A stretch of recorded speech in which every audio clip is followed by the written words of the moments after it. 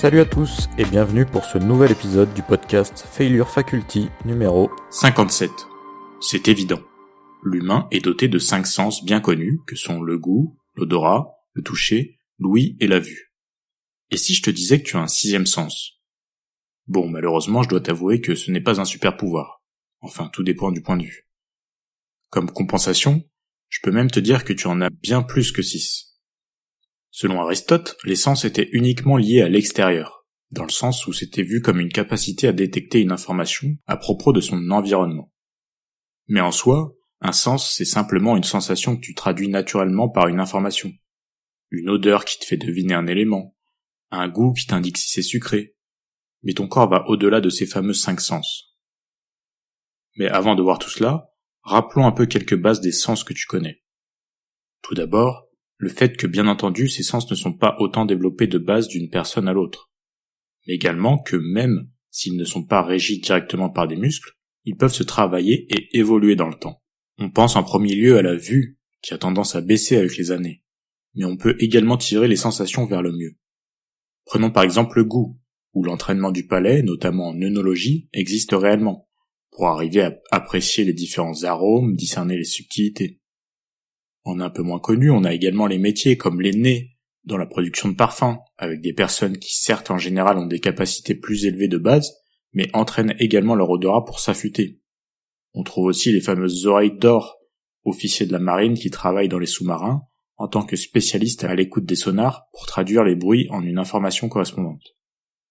Bref, les sens sont évolutifs, mais en plus de ça, ils peuvent avoir des interactions, ou plutôt avoir des impacts les uns envers les autres. Dans un environnement bruyant, tu seras plus facilement capable de comprendre ce que la personne face à toi raconte, malgré le bruit ambiant, si tu la regardes au niveau du visage. Il y a aussi la perception olfactive, qui peut fortement influencer la perception gustative. Ne t'es-tu jamais bouché le nez pour faire mieux passer quelque chose que tu n'apprécies pas? Ou encore les nombreuses personnes qui sont persuadées de pouvoir discerner un vin rouge d'un vin blanc ou d'un rosé, et qui, une fois mis en situation de dégustation à l'aveugle, peuvent être facilement dupés. Allons maintenant voir au-delà de ces fameux 5 sens. Il existe aujourd'hui, parmi les scientifiques, un consensus qui admet 4 nouveaux sens. Cette fois-ci dit plutôt internes, dans le sens où ils vont nous permettre d'avoir des informations sur notre propre corps et non notre environnement. Commençons par parler de nociception. Derrière ce nom un peu compliqué, se cache une fonction défensive, une sorte d'alarme qui te permet de sentir quand ton intégrité physique est menacée. Il y a des réactions spécifiques comme les brûlures par exemple. La sensation de douleur, qui au premier abord a l'air plus chiante qu'autre chose, mais le peu de personnes qui sont privées de ce sens, qui peuvent notamment se brûler sans rien sentir, sont preuves que cela reste fort utile.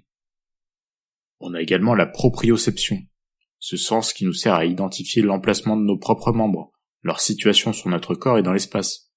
C'est notamment ce sens qui va te permettre, en fermant les yeux, de pouvoir toucher du doigt le bout de ton nez sans problème, ou encore instinctivement positionner ta main à l'approche d'une poignée de porte pour qu'elle soit dans la bonne position, puis savoir quelle force exercer.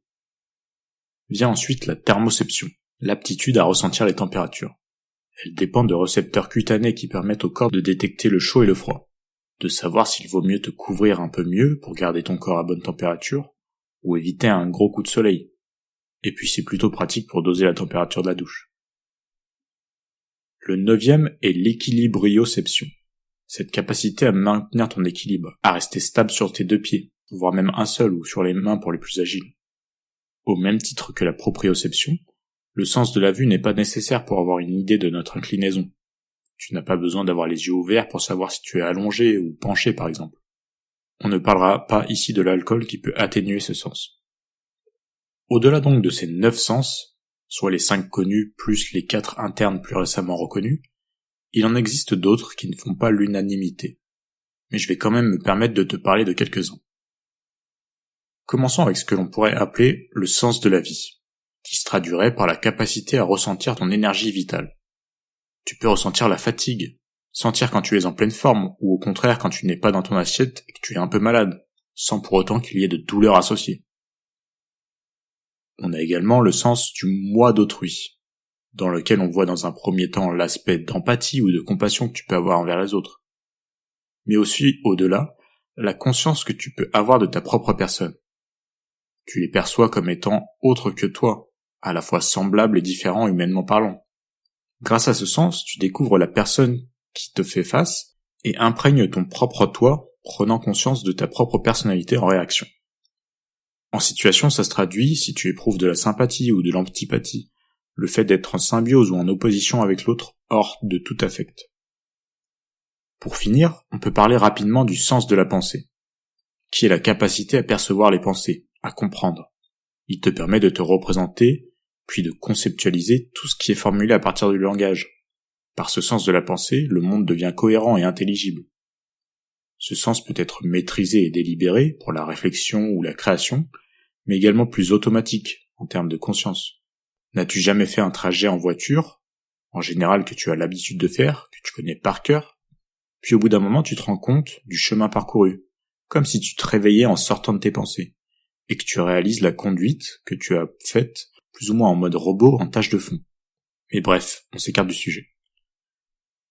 La liste n'est pas exhaustive, mais l'idée est plutôt de prendre conscience de tes sens, apprendre à s'en servir au mieux, te rendre compte que tu peux travailler dessus.